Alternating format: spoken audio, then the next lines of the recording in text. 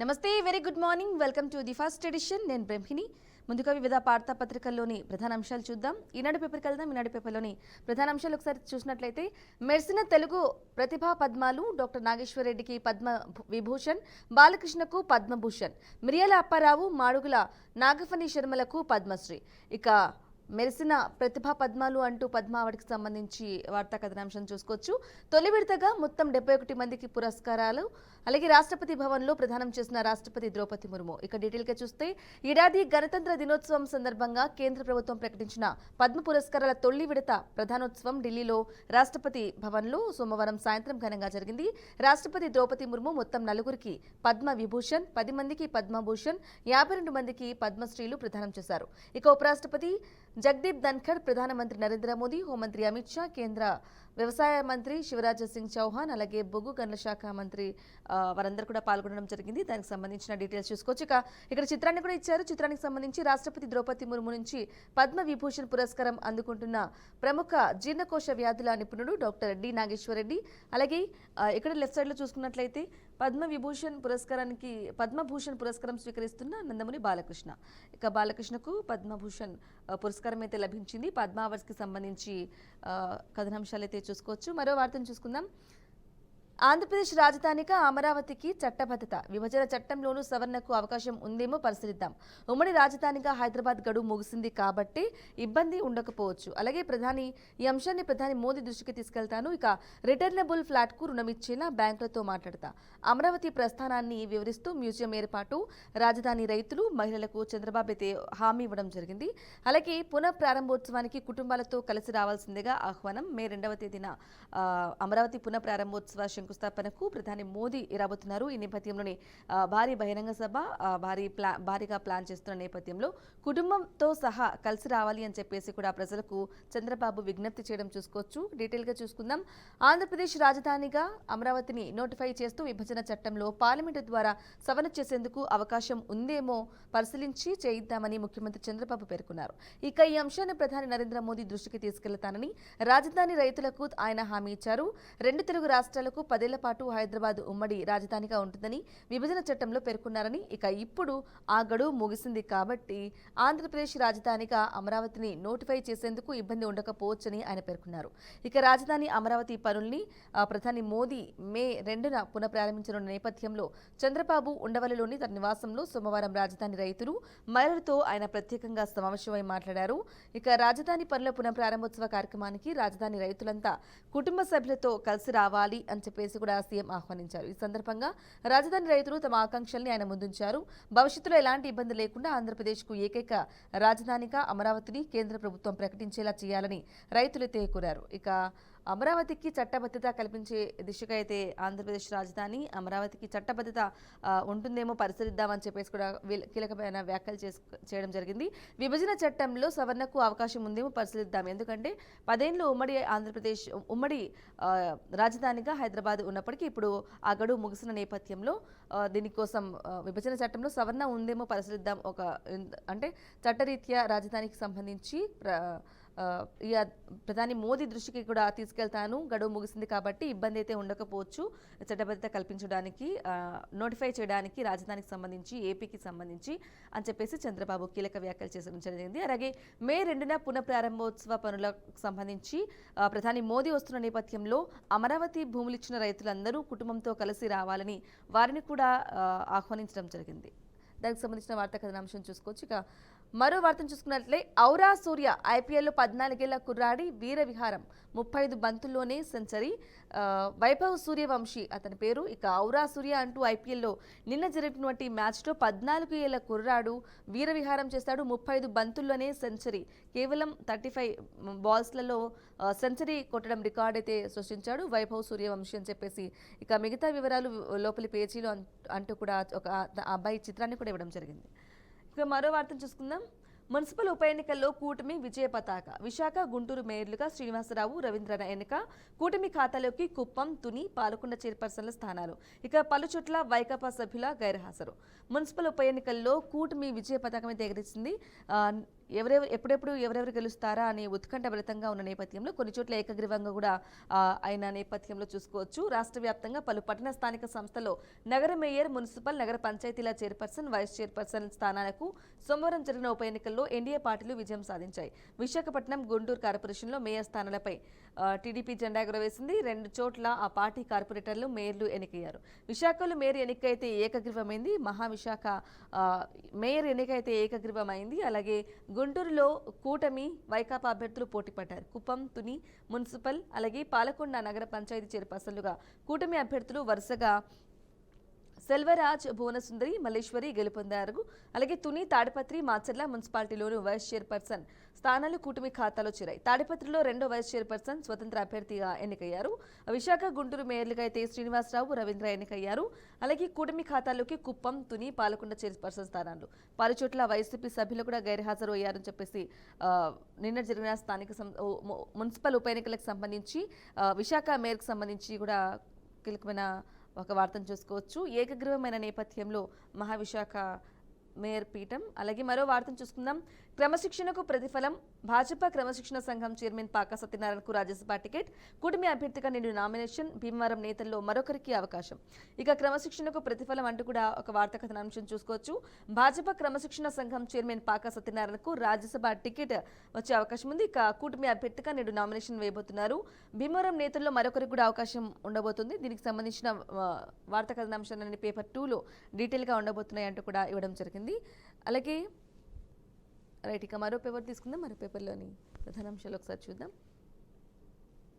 Right, ఇక గోల్డ్కు సంబంధించి మరో పేపర్లో చూసుకుంటే బంగారానికి సంబంధించి చిత్తవకుండా పుత్తుడి కొనండి, విలువకు అపురూపం, నాణ్యతకు ప్రతిరూపం పసిడి, వ్యాపారంలో లాభం వచ్చినా, బోనస్ డబ్బు అకౌంట్లో పడినా, పంటమ్మిన సొమ్ము చేతికందిన, ఇంట్లో శుభకార్యమైన, దగ్గర వాళ్లకు కానుకగా ఇవ్వాలన్నా, అలాగే మనసు మళ్ళేది మాత్రం బంగారం మీదకే. ఇప్పుడు మేలిమి 24 క్యారెక్టర్ బంగారం ధర 10 గ్రాములు లక్షకు సమీపాన ఉంది. 1/2 గ్రాము ధర కూడా అపురూపంగా మారిన తరుణంలో బంగారం కొనుగోలు చేసేటప్పుడు కొన్ని జాగ్రత్తలు కూడా తప్పనిసరిగా తీసుకోవాలి అని చెప్పేసి సూచిస్తున్నారు నిపుణులు. దీనికి సంబంధించి డీటెయిల్గా చూసుకోవచ్చు. ఆ యాప్ ఉందా అంటూ కూడా ఒక యాప్ని కూడా ఇక్కడ ప్రచురించడం జరిగింది. పసిడి నాణ్యతను నిర్ణయించడంలో హాల్మార్క్ నిర్ణయమైంది. ఈ మార్కింగ్ నంబర్ను కేటాయించడంలో కొన్ని అసైనింగ్ సెంటర్లు మోసాలు చేస్తూ ఉండటంతో ప్రతి ఆభరణానికి ప్రత్యేక HUID హాల్మార్క్ యూనిక్ ఐడెంటిఫికేషన్ ముద్రించాలని ప్రభుత్వం ఆదేశించింది. దీన్ని పరిశీలించేందుకు BIS కేర్ యాప్ను విడుదల చేసింది. మన మొబైల్లో ఈ యాప్ కనుక BIS యాప్ డౌన్లోడ్ చేసుకుని ఆభరణంపై ఉండే HUID నెంబర్ను అసలు కాదో ధృవీకరించుకోవచ్చు. దీంతో ఆభరణాన్ని ఎవరు, ఏ సంవత్సరం, ఏ నెలలో రూపొందించారనే వివరాలన్నీ వచ్చేస్తాయి. HUIDని కేంద్రీకృత సాఫ్ట్వేర్తో రూపొందించారు. ఇక దీనికి సంబంధించిన డీటెయిల్ కూడా మిగతా పేజీలో పేపర్ 6లో ఉండబోతుంది. ఈ యాప్ ఉందా, హాల్మార్క్ సంబంధించి ఎవరు, ఏ సంవత్సరంలో దీన్ని తయారు చేశారు, బంగారం ధర ఎంత, ఎన్ని ఉండబోతుంది, దానికి సంబంధించిన మొత్తం డీటెయిల్ అయితే ఈ యాప్లో ఉండబోతున్నాయి. ఈ యాప్ మీ మొబైల్లో ఉందా, ఇది చెక్ చేసుకొని గోల్డ్ కొనొచ్చు అని చెప్పేసి కూడా ఒక వార్తా కథనాంశం చూసుకోవచ్చు. బంగారం లక్షకు చేరువవుతున్న నేపథ్యంలో 1/2 గ్రామ్ కొనాలంటే కూడా చాలా విలువైంది. ఇక ఏ కార్యక్రమం జరిగినా, ఏ శుభకార్యం జరిగినా, పంట అమ్మినా, అలాగే ఇంట్లో శుభకార్యం అయినా సరే, ఎక్కడికైనా ఎవరికైనా గిఫ్ట్ ఇవ్వాలన్నా సరే బంగారం అనేది తప్పనిసరి. కాబట్టి ఇటువంటి జాగ్రత్తలు తీసుకొని పాటిస్తే మంచిది అని చెప్పేసి నిపుణులు అయితే చెప్తూ ఉన్నారు. దానికి సంబంధించిన వార్తా కథనాంశాన్ని చూసుకోవచ్చు. అలాగే ప్రత్యేకంగా మాట్లాడుకోవాలంటే గోల్డ్ గురించి రేపు అక్షయ తృతీయ రోజు ఖచ్చితంగా గోల్డ్ కొనాలి అని చెప్పేసి అందరూ అనుకుంటూ ఉంటారు. ఎంతో కొంత ఒక గ్రామ్ అయినా సరే గోల్డ్ కొనాలి అనుకుంటారు.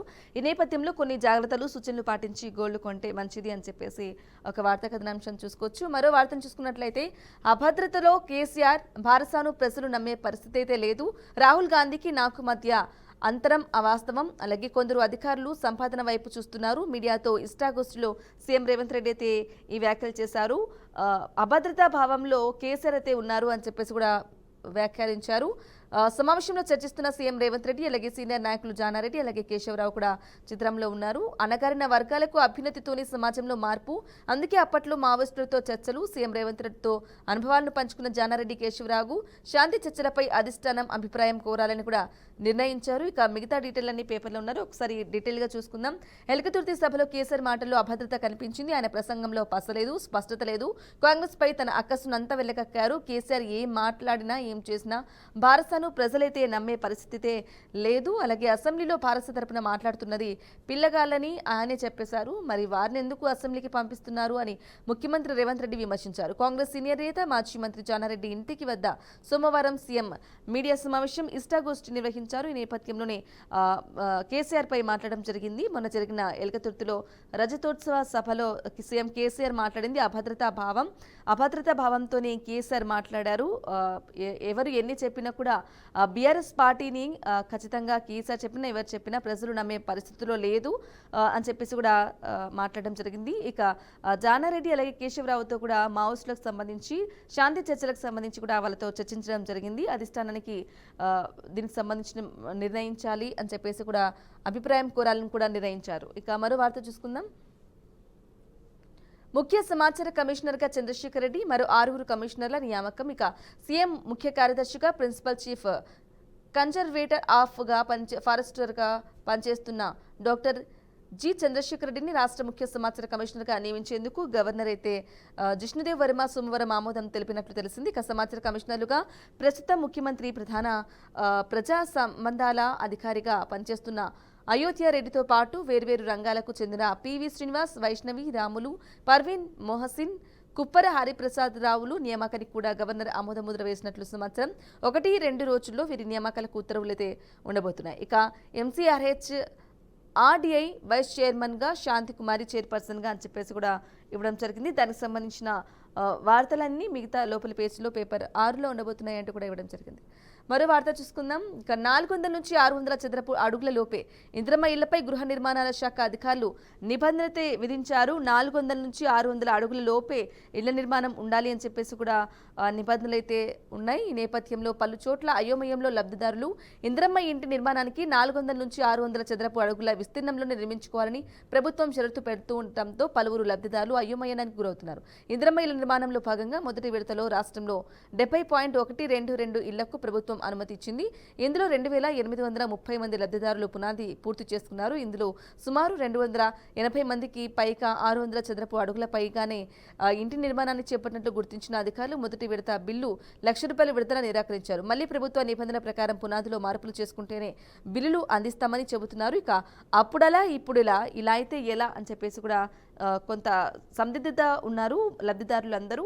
ఇక ఇందిరమ్మ ఇల్లు ఏవైతే ఇస్తున్నారో వాటన్నిటిని 400 నుంచి 600 లోపే ఉండాలి, అడుగుల దూరం మధ్యలోనే ఇల్లు అనేది నిర్మించుకోవాలి అని చెప్పేసి కూడా ఒక షరతునైతే ప్రభుత్వం నిర్ణయించింది. ఈ నేపథ్యంలో అంతకంటే ఎక్కువగా నిర్మించుకున్న లబ్ధిదారులు ఎవరైతే అయోమయంలో గురై ఉన్నారో మొదటి విడతలో భాగంగా ₹1,00,000 మంజూరు చేసేది.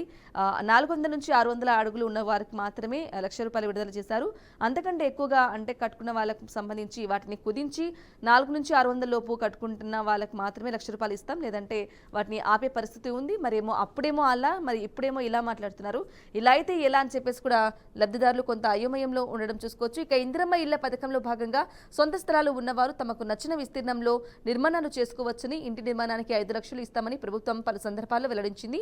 మోడల్ ఇళ్లను లబ్ధిదారులు అందుబాటులో ఉంచినప్పటికీ ఎలాంటి నిబంధనలు పెట్టబోమని తెలిపింది. ఇక తాజాగా అధికారులు 400 నుంచి 600 చదరపు అడుగుల మధ్యలోనే ఇంటిని నిర్మించుకోవాలని పదే చెబుతూ ఉండటంతో లబ్ధిదారులు ఆందోళనకు గురవుతున్నారు. ప్రభుత్వం ఇచ్చే 5 లక్షలతో పాటు తాము కూడా ఇంటికి అదనంగా ఖర్చు చేసుకుంటున్నామని, ఇప్పుడు నిబంధనలు విధిస్తే ఎలా అని పలువురు అభ్యంతరం వ్యక్తం చేస్తున్నారు. 600 చదరపు అడుగులు దాటితే బీపీఎల్ పరిధిలోకి రారని అధికారులు అంటున్నారు. ఇక వాస్తవానికి పేదల ఇళ్లను 400 నుంచి అడుగుల్లోంచి నిర్మించాలని ప్రభుత్వం అదనంగా 200 చదరపు అడుగులకు పెంచిందని హౌసింగ్ శాఖ అయితే అంటుంది. ఇక దీనికి సంబంధించి చదరపు అడుగులు 400 నుంచి 600 చదరపు అడుగుల్లోపే ఉండాలి అని చెప్పేసి చెప్తున్న నేపథ్యంలో మరి లబ్ధిదారులు కొంత అయోమయకు గురైన నేపథ్యంలో ఒక వార్తా కథనాంశాన్ని కూడా చూసుకోవచ్చు. రైట్, ఇక మరిన్ని వార్తా అప్డేట్స్ కంటిన్యూ చేద్దాం. ప్రధాన అంశాలు షార్ట్ బ్రేక్ తర్వాత stay with us. Welcome back to the first edition. రైట్గా మిగిలిన ప్రధానాంశాలు చూద్దాం. ఇక ఓటీటీలో అశ్లీల ప్రసారాలు ఆందోళనకరం. విచారణ సందర్భంగా సుప్రీంకోర్టు కేంద్రానికి నోటీసులు జారీ. ఇక ఓటీటీ వేదికలు అలాగే సామాజిక మాధ్యమాల్లో విశృంఖల లైంగిక దృశ్యాలతో కూడిన అశ్లీల ప్రసారాలు ఎంతో ఆందోళన కలిగిస్తున్నాయని సుప్రీంకోర్టు సోమవారం పేర్కొంది. ఆయా వేదికలపై లైంగిక విచ్చలవిడితనంతో కూడుకున్న ప్రసారాల్ని నిషేధించాలంటూ దాఖలైన పిటిషన్పై సమాధానం చెప్పాలని కేంద్ర ప్రభుత్వానికి ఇతరులకైతే నోటీసులైతే జారీ చేసింది సుప్రీంకోర్టు. ఈ నేపథ్యంలో ఈ విషయంలో శాసన నిర్మాణ వ్యవస్థ, పార్లమెంటు శాసనసభ్యులు లేదా కార్యనిర్వాహక వ్యవస్థ ప్రభుత్వం చర్యలు తీసుకోవాలని justice BR Gavai, justice Augustine George మసీహ్ల ధర్మాసనం పేర్కొంది. ఇది మా పరిధిలో అంశం కాదు. ఇప్పటికీ మేము శాసన నిర్మాణ కార్యనిర్వాహక వర్గాల అధికారుల్లో జోక్యం చేసుకుంటున్నామని ఆరోపణలు ఉన్నాయి అని చెప్పేసి న్యాయస్థానం అయితే పేర్కొంది. ఈ నేపథ్యంలో గవర్నమెంట్కి సంబంధించి కూడా వీటికి విచారణ చేపట్టాలి అని చెప్పేసి కూడా అశ్లీల ప్రసారాలు ఓటీటీలో ఉండబోతున్నాయని చెప్పేసి కేంద్రానికి నోటీసులు అయితే సుప్రీంకోర్టు ఆదేశాలు ఇవ్వడం జరిగింది. దానికి సంబంధించిన వార్తా కథనాంశాన్ని చూసుకోవచ్చు. మరో వార్తను చూసుకున్నట్లయితే యాదాద్రి 1వ యూనిట్లో అగ్ని ప్రమాదం, నిలిచిన ట్రయల్ రన్ పరిస్థితిని సమీక్షించిన ఉప ముఖ్యమంత్రి భట్టి విక్రమార్క. ఇక అదే నిర్లక్ష్యం, అందుకే వైఫల్యం. యాదాద్రి విద్యుత్ కేంద్రంలో నిర్వహణ ఇంజనీర్ల నియామకంలో జాప్యం ఉంది, అందుకే ఈ ఘటన జరిగింది అని చెప్పేసి కూడా ఒక వార్తా కథనాంశం చూసుకోవచ్చు. నల్గొండ జిల్లా దామచర్ల మండలం వీర్లపాలెం వద్ద నిర్మాణంలో ఉన్న వైటీపీఎస్ యాదాద్రి థర్మల్ విద్యుత్ కేంద్రంలో 1వ యూనిట్ బాయిలర్లో సోమవారం తెల్లవారుజామున అగ్ని ప్రమాదం సంభవించింది. విద్యుత్ కేబుల్ వైర్లు, పైపులు పూర్తిగా అయితే కాలిపోయాయి. దీంతో ఈ యూనిట్లో ట్రయల్ రన్ ప్రయోగాత్మకంగా విద్యుత్ ఉత్పత్తి నిలిచిపోయింది. బాయిలర్ పొడవు సుమారు 90 మీటర్లు ఉండగా భూభాగాన వాల్వాల్ నుంచి ఇంధనం లీక్ కావడంతో బాయిలర్ వేడికి అగ్ని ప్రమాదం అయితే సంభవించింది. అగ్నిమాపక దళాలు అక్కడికి చేరుకుని మంటలను అదుపు తెచ్చాయి. 20 మీటర్ల వరకు మంటలు వ్యాపించాయి.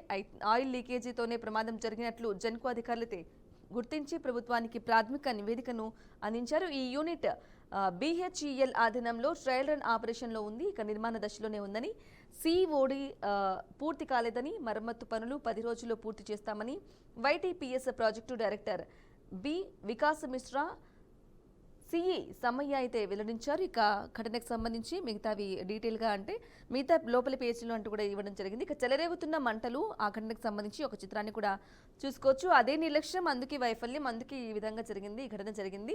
యాదాద్రి విద్యుత్ కేంద్రంలో నిర్వహణ ఇంజనీర్ల నియామకంలో అయితే జాప్యం అయితే జరిగింది అని చెప్పేసి కూడా కొంత ఆందోళన పరిస్థితికి సంబంధించి వార్తా కథనాంశం చూసుకోవచ్చు. మందుపాతర్లున్న ముందుకే కర్రెగుట్టలో 7 రోజు కొనసాగిన అన్వేషణ, 4 రోజుల క్రితం మృతి చెందిన 3 మహిళా మావోయిస్టులు గుర్తింపు. ఇక బీజాపూర్ జిల్లా ఊసూరు అభయారణ్యంలో బీరు సీసాలు అమర్చిన బాంబును వెలికి తీస్తున్న జవాను, అక్కడికి సంబంధించి చూసుకోవచ్చు. ఇక కర్రెగుట్టలో 7 రోజు కూడా కుంబింగ్ అంటే మావోయిస్టులు ఏర్వైతే లక్ష్యంగా కుంబింగ్ కొనసాగుతోంది, అన్వేషణ కొనసాగుతూ ఉంది. ఈ నేపథ్యంలో 4 రోజుల క్రితం 3 మహిళా మావోయిస్టులు అయితే మృతి చెందినట్టుగా కూడా గుర్తించడం జరిగింది.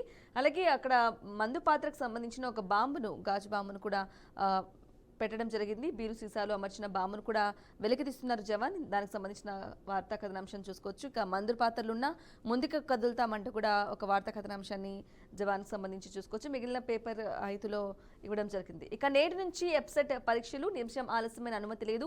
తొలి 2 రోజులు అగ్రికల్చర్, ఫార్మసీ విభాగం పరీక్షలు అయితే ఉండబోతున్నాయి. నేటి నుంచి ఎప్సెట్ పరీక్షలు నిర్వహించబోతున్నారు. 1 నిమిషం ఆలస్యమైనా కూడా అనుమతించేది లేదు అని చెప్పేసి కూడా చెప్పడం జరిగింది. దానికి సంబంధించిన వార్తా కథనాంశం చూసుకోవచ్చు. ఇక మరో వార్తను చూసుకున్నట్లయితే సైనిక సన్నద్ధతపై కీలక భేటీలు, ప్రధాని మోదీతో రాజ్నాథ్ 40 నిమిషాల చర్చ. అంతకుముందు త్రివిధ దళపతితో రక్షణ మంత్రి మంతనాలు. ఇంకా ఢిల్లీలోని పాకిస్తాన్ హైకమిషన్ కార్యాలయం వద్ద ఆందోళన చేస్తున్న యువజన కాంగ్రెస్ కార్యకర్తలను నిర్వహించారు పోలీసులు. దానికి సంబంధించిన వార్తా కథనాంశం చూసుకోవచ్చు. రైట్, ఇక మరో వార్తను చూసుకుందాం. America wait and see. 50 నుంచి 60% మంది విద్యార్థులది ఇదే యోచన. అమెరికాకు వెళ్ళాలంటే కొంతమంది అంటే 50 నుంచి 60% మంది విద్యార్థులు కొంత ఆగుదాం అనే దాంట్లో ఉన్నారు. అందరిది 50 నుంచి 60% మంది విద్యార్థులది ఇదే ఆలోచన అని చెప్పేసి కూడా ఒక వార్తా కథనాంశం చూసుకోవచ్చు. విదేశీ విద్యా కన్సల్టెంటీలు వెలవెల. ఆగస్టు సెప్టెంబర్ ఫాల్ సీజన్కు దరఖాస్తుల కరువు అయితే లభించింది. ప్రాంగణ నియామకాల్లో కొలువులు దక్కిన మాస్టర్ ఆఫ్ సైన్స్ MS చేయడానికి అమెరికానే గమ్యస్థానం అని కన్నులు కన్నా 1000 మంది తెలుగు రాష్ట్రాల ఇంజనీరింగ్ విద్యార్థులు ప్రణాళికలు మార్చుకుంటున్నారు. అగ్రరాజ్యంలో పరిస్థితులు సానుకూలంగా లేవన్న నిర్ణయానికి వచ్చిన మన విద్యార్థులు తాత్కాలికంగా ప్రత్యామ్నాయ మార్గాలైతే వెతుకుతున్నారు. ఫలితంగా అమెరికాలో వచ్చే ఆగస్టు సెప్టెంబర్ తరగతులు మొదలయ్యే ఫాల్ సీజన్కు వెళ్లే విద్యార్థుల సంఖ్య సగానికి పైగా తగ్గనుందని నిపుణులు అంచనా వేస్తున్నారు. ఉన్నత విద్యకు విదేశాలకు వెళ్లే ప్రయత్నాల్లో ఉన్న వారితో ఏటా మార్చి నుంచి కిటకిటలాడే కన్సల్టెన్సీ కార్యాలయాలు ప్రస్తుతం వెలవెలబోతున్నాయి. ఇక ప్రధానంగా పార్ట్ టైం ప్రభావం. అమెరికాలో పార్ట్ టైం ఉద్యోగాలు లభిస్తూ ఉండడం, చదువు పూర్తయ్యాక 3 ఏళ్ల పాటు ఆప్షనల్ ప్రాక్టికల్ ట్రైనింగ్ ఓపీటీ కింద ఉద్యోగం చేసుకునే వెసులుబాటు ఉండడంతో అధిక శాతం మంది తెలుగు రాష్ట్రాల విద్యార్థులు ఆ దేశానికి మొదటి ప్రాధాన్యతనితే ఇస్తారు. ఈ నేపథ్యంలో అమెరికా ప్రభుత్వం ఇటీవల విడుదల చేసిన ఓపెన్ డోర్ నివేదిక ప్రకారం 2023-24 అమెరికాలోని అంతర్జాతీయ విద్యార్థుల్లో భారతదే ప్రథమ స్థానం. అక్కడ భారతీయ విద్యార్థులు 3.30 లక్షల మంది ఉండగా వారిలో తెలుగు రాష్ట్రాల వారు 56%, అంటే 1.85%, 80 లక్షల మంది ఉన్నారు. ఆ ప్రకారం ఏడాదికి 40,000 నుంచి 50,000 మంది తెలుగు విద్యార్థులు అమెరికాకు వెళ్తున్నారు. జనవరిలో అమెరికా అధ్యక్షుడు ట్రంప్ ప్రమాణ స్వీకారం చేయడం, ఆ వెంటనే అక్రమ వలసదారుల వేట కొనసాగించడం, పార్ట్ టైం ఉద్యోగాలు చేస్తున్న విద్యార్థులు తాము కూడా పట్టుబడతామని భావించి ఎక్కడికక్కడ మానేశారు. ఈ పరిస్థితుల్లో కొత్తగా అమెరికా వెళ్లాలనుకున్న వారు ఆగిపోతున్నారు. కొత్తగా ఎవరైతే ఆగస్టు నుంచి కూడా ఫాలింగ్ సీజన్కి సంబంధించి ఫాల్ సీజన్లో తరగతులు ప్రారంభమయ్యే నేపథ్యంలో సెప్టెంబర్, ఆగస్టులలో మళ్ళీ కొత్తగా వెళ్లే వాళ్ళు అయితే అమెరికాకు వెళ్తూ ఉంటారు. కానీ ఈ నేపథ్యంలో మొన్న జరిగినటువంటి ట్రంప్ నిర్ణయాలకు సంబంధించి అక్రమ వలసదారులను వేటకు సంబంధించి మాకు కూడా అంటే పార్ట్ టైం జాబ్ చేసుకుని ఇవ్వరేమో, లేదంటే ఏదైనా విధించే అవకాశం ఉందేమో అని చెప్పేసి కూడా తెలుగు విద్యార్థులు ముఖ్యంగా కొంత ఆగి వెళ్లే పరిస్థితి ఉంది. ఇక 50 నుంచి 60% మేర విద్యార్థులు అయితే గణనీయంగా సగం కంటే ఎక్కువ మంది తగ్గారు. వెళ్లే కన్సల్టెన్సీలకు సంబంధించి కూడా దరఖాస్తుల వెలవెల తగ్గుతుంది అని చెప్పేసి కూడా ఒక వార్తా కథనాంశాన్ని ఇవ్వడం జరిగింది. రైట్గా మరో పేపర్ చూద్దాం. సాక్షి పేపర్లోని ప్రధాన అంశాలు ఒకసారి పరిశీలిద్దాం.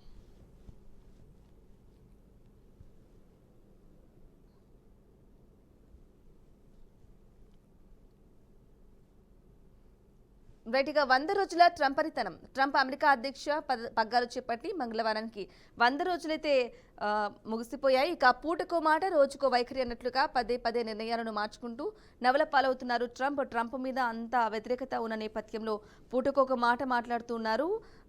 రోజుకొక వైఖరి అన్నట్లుగా కూడా ఆయన వైఖరి ఉంది అని చెప్పేసి కూడా ట్రంప్ నవల పాలవుతున్నారు. కొంత వ్యతిరేకత కూడా వచ్చిన నేపథ్యంలో 100 రోజుల పాలన పూర్తయితే చేసుకున్నారు ట్రంప్. ఈ నేపథ్యంలో 100 రోజుల ట్రంపరితనం అంటూ కూడా ఒక వార్తా కథనాంశం చూసుకోవచ్చు. మరో వార్తను చూసుకుందాం. జేఎన్యూలో పట్టు నిలుపుకున్న వామపక్షం. ప్రతిష్టాత్మక Jawaharlal Nehru university students union ఎన్నికల్లో వామపక్షాలు సత్తా చేటాయి. కీలకమైన 4 పదవుల్లో 3 కైవసం చేసుకున్నాయి. జేఎన్టీయూలో పట్టు నిలుపుకున్నారు వామపక్షాలు అంటూ కూడా ఒక వార్తా కథనాంశం చూసుకోవచ్చు. రైట్గా చూసుకోవచ్చు. ఇక వైభవ్కి సంబంధించి వైభవోజ్వల సెంచరీ. పరుగులు 101, బంతులు 38, ఫ్లోర్లు 7 ఫోర్లు, అలాగే 6లు 11, స్ట్రైక్ రేట్ 265.78 స్ట్రైక్ రేట్ ఉంది. ఇక వైభవోజ్వలం సెంచరీ అయితే సృష్టించారని చెప్పేసి కూడా ఘనంగా సంబంధించి ఐపీఎల్లో శతకొట్టిన అంటే చితక్కొట్టినకు సంబంధించి శతకొట్టిన అంటే 100కి సంబంధించి శతకొట్టిన వైభవ్ సూర్యవంశీ 35 బంతుల్లోనే సెంచరీ చేసిన రాజస్థాన్ రాయల్స్ బ్యాటర్. T20 చరిత్రలో సెంచరీ చేసిన అత్యంత పిన్న వయస్కుడిగా రికార్డు. కేవలం 14 సంవత్సరాల్లోనే వైభవ్ అతి చిన్న వయసులోనే T20 చరిత్రలో సెంచరీ చేసిన అత్యంత చిన్న వయసుగా రికార్డు అయితే ఉంది. కేవలం 35 బంతుల్లోనే సెంచరీ చేస్తారు రాజస్థాన్ రాయల్స్కి సంబంధించిన బ్యాటర్. దానికి సంబంధించి 7 ఫోర్స్ దానికి సంబంధించి కూడా చూసుకోవచ్చు. ఇక మరో వార్తను చూసుకున్నట్లయితే పద్మ అవార్డ్స్కి సంబంధించి ఘనంగా పద్మ అవార్డుల ప్రధానోత్సవం పురస్కారాలు అందజేసిన రాష్ట్రపతి ద్రౌపది ముర్ము. దేశంలోని పలు రంగాల్లో విశిష్ట సేవలు అందించిన పలువురు ప్రముఖులు పద్మ పురస్కారాలు అందుకున్నారు. సోమవారం రాష్ట్రపతి భవన్లో పద్మ అవార్డులు 2025 తెలంగాణ, ఆంధ్రప్రదేశ్కు చెందిన మొత్తం 4 అవార్డులు అందుకున్నారు. వైద్య రంగంలో ప్రముఖ వైద్యుడు డాక్టర్ దువ్వూరి నాగేశ్వరరెడ్డి, అలాగే కళారంగంలో నందమూరి బాలకృష్ణ పద్మభూషణ్, మాడుగుల నాగఫణి శర్మ పద్మశ్రీ, దివంగత మిరియాల అప్పారావు పద్మశ్రీ, ఆయన తరపున ఆయన కూతురు ఎడవల్లి శ్రీదేవి రాష్ట్రపతి చేతుల మీదుగా అవార్డులను అయితే అందుకున్నారు. ఇక ఈ కార్యక్రమంలో ఉపరాష్ట్రపతి జగదీప్ ధన్కర్, ప్రధాని మోదీ, కేంద్ర మంత్రులు అమిత్ షా, జి కిషన్ రెడ్డి, రామ్మోహన్ నాయుడు, శివరాజ్ సింగ్ చౌహాన్, అలాగే జితేంద్ర సింగ్తో పాటు ఏపీ మంత్రి నారా లోకేష్ దంపతులు, అవార్డు గ్రహీతల కుటుంబ సభ్యులు పాల్గొన్నారు. ఇక రాష్ట్రపతి చేతుల మీదుగా పద్మ విభూషణ్ పురస్కారాన్ని స్వీకరిస్తున్నారు డాక్టర్ నాగేశ్వరరెడ్డి. అలాగే బాలకృష్ణ కూడా పద్మభూషణ్ అవార్డుని అయితే స్వీకరించడం జరిగింది. దానికి సంబంధించి చూసుకోవచ్చు. ఇక ఘనంగా పద్మ అవార్డుల ప్రధానోత్సవం అయితే జరిగింది అంటూ కూడా ఒక వార్తా కథనాంశాన్ని చూసుకోవచ్చు. మరో వార్తను చూసుకుందాం. సెట్ చేయడానికి ఏడాది కేసీఆర్ వల్లే అన్ని అనార్థాలు, ఇప్పటి వరకు ప్లానింగ్కే సరిపోయింది. మీడియాతో ఇస్టాగోస్లో సీఎం రేవంత్ రెడ్డి అయితే మాట్లాడడం జరిగింది. ఇక రాష్ట్ర ఖజానా అంతా కేసీఆర్ లూటీ చేశారు. నేను సీఎం అయినప్పుడు ఆయన గుండె పగిలింది. ఎలకతుర్తి సభలో ఆయన అక్కసంతా వెలకక్కాడు. ఇక రాష్ట్రంలో ఉన్న పథకాలు కానీ అలాగే దేశంలో ఎక్కడా లేవు. లాంచింగ్ క్లోజింగ్ పథకాలు నాతో కాదు. షోపు ట్యాప్ స్కీమ్లు పెట్టను, రాష్ట్ర ప్రజలు మాకు కూడా 10 ఏళ్ళు అవకాశం ఇస్తారు, ఇంకా 20 ఏళ్ళు రాజకీయాల్లో ఉంటానని కూడా సీఎం అయితే మాట్లాడడం జరిగింది. కేసీఆర్ వల్లే ఇదంతా జరిగింది, గతంలో జరిగిన బీఆర్ఎస్ అయితే లూటీ చేసింది ప్రభుత్వాన్ని, అందుకే ఇదంతా సెట్ చేయడానికి ఏడాది సరిపోయింది అని చెప్పేసి కూడా ఇష్టాగోష్ఠి కార్యక్రమంలో సీఎం రేవంత్ రెడ్డి మాట్లాడడం జరిగింది. ఇక అంటే షోప్ టాప్ స్కీమ్లు అయితే నేను పెట్టను అంటే కూడా కొంత కీలకమైన వ్యాఖ్యలు చేశారు. మమ్మల్ని కూడా ప్రజలు ఆదరిస్తారు, మేము కూడా వచ్చి 10 ఏళ్లలో ఉండబోతున్నాం, 20 ఏళ్ళు సీఎంగా అయితే ఉంటాను, 20 ఏళ్ళు పార్టీ అధికారంలో ఉంటుంది అని చెప్పేసి కూడా ఆయన కొంత ధీమా వ్యక్తం చేయడం కూడా చూసుకోవచ్చు. ఇక్కడ డీటెయిల్ చూస్తుంటే రాష్ట్రంలో జరుగుతున్న అన్ని అనర్థాలకు మాజీ ముఖ్యమంత్రి కేసీఆర్ కారణమని, రాష్ట్ర ఖజానా అంతా లూటీ చేసింది ఆయననే అని చెప్పేసి సీఎం రేవంత్ రెడ్డి అయితే ఆరోపించారు. పార్టీ రజతోత్సవం పేరుతో ఎలకతుర్తిలో నిర్వహించిన బీఆర్ఎస్ సభలు ఆయనపై ఉన్న అకస్నంతా వెలకక్కడని విమర్శించారు. వాస్తవానికి తాను ముఖ్యమంత్రిని అయిన రోజునే కేసీఆర్ గుండె పగిలిందని కూడా కొంత వ్యాఖ్యానించారు. తాము అధికారంలోకి వచ్చాక అంతకు ముందు 10 ఏళ్లలో కేసీఆర్ చేసిన విధ్వంసాన్ని సెట్ చేయడానికి మొత్తమే ఈ ఏడాది కాలం అంతా కూడా సరిపోయింది, ఇప్పుడున్నంత స్ట్రీమ్ లైన్ చేస్తున్నామని చెప్పారు. సోమవారం కాంగ్రెస్ సీనియర్ నేత కె జానారెడ్డి నివాసంలో రేవంత్ రెడ్డి మీడియాతో ముచ్చరించారు.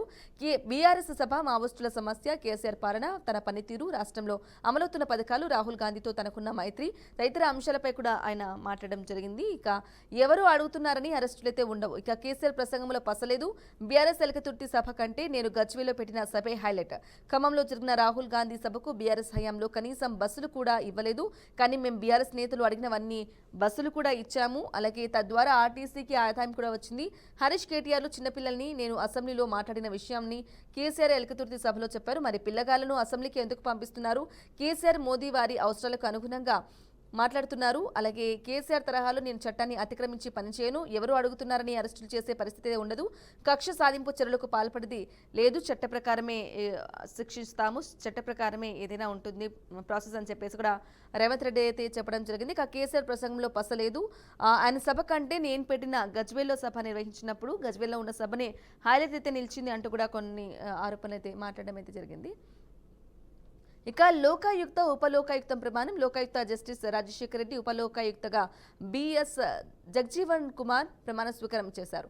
గవర్నర్ జిష్ణుదేవ్ వర్మ రాజ్భవన్లో వారితో ప్రమాణమైతే చేయించారు. ఇక లోకాయుక్త ఉపలోకాయుక్త ప్రమాణం అంటూ కూడా ఒక వార్తా కథనాంశం చూసుకోవచ్చు. తెలంగాణకు తొలి చివర విలన్ కేసీఆర్, ఇక తెలంగాణకు తొలి చివరి విలన్ బీఆర్ఎస్ అధినేత కేసీఆర్ అని టీపీసీసీ అధ్యక్షుడు మహేష్ కుమార్ గౌడ్ మండిపడ్డారు. కాంగ్రెస్ ప్రభుత్వం చేస్తున్న అభివృద్ధిని చూసి కేసీఆర్ కు గుబులైతే మొదలైంది, అందుకే కేసీఆర్ తెలంగాణకు మొదటి అలాగే చివరి విలన్ కూడా ఆయనే అని చెప్పేసి కూడా టీపీసీసీ చీఫ్ మహేష్ కుమార్ గౌడ్ అయితే మాట్లాడడం జరిగింది. ఇక మరో వార్తను చూసుకుంటే ముష్కర మూకలకు ముచ్చెమటలు, పీఓకే పైకి భారత ప్రతిదాడి చేయొచ్చని అనుమానాలు, ముందు జాగ్రత్తగా ఉగ్రవాదులను సరిహద్దు నుంచి దూరంగా పంపిస్తున్న పాక్ సైన్యం, పీఓకేలో 42 ఉగ్ర స్థావరాలను గుర్తించిన భారత సైన్యం, ఇక ముష్కర మూకలకు ముచ్చెమటలు అంటూ కూడా ఒక వార్తా కథనాంశాన్ని అయితే చూసుకోవచ్చు. రైట్, ఇక మరో వార్తను చూసుకుందాం. మావోల ఉచ్చులో భద్రతా దళాలు కొమ్మింగ్లకు అనుకూలంగా లేని పరిస్థితులు, ఎదురుకాల్పులు మొదలైతే ఇరువైపుల భారీ నష్టం, దాడుల కంటే బేస్ క్యాంపు ఏర్పాటుకే బలగాల మోకు, మరోపక్క ప్రజా సంఘాల శాంతి చర్చల హడావుడి, సేఫ్ జోన్ కు మావోయిస్టుల అగ్రనేతలు అంటూ కూడా మావోల ఉచ్చులో భద్రతా దళాలైతే ఉన్నాయా అనే అనుమానం కూడా వ్యక్తమవుతున్న నేపథ్యంలో ఇవి మెయిన్ ప్రధాన అంశాలు. ఇది వాల్టి the first edition. Stay tune, BRK news, Telugu సత్తా.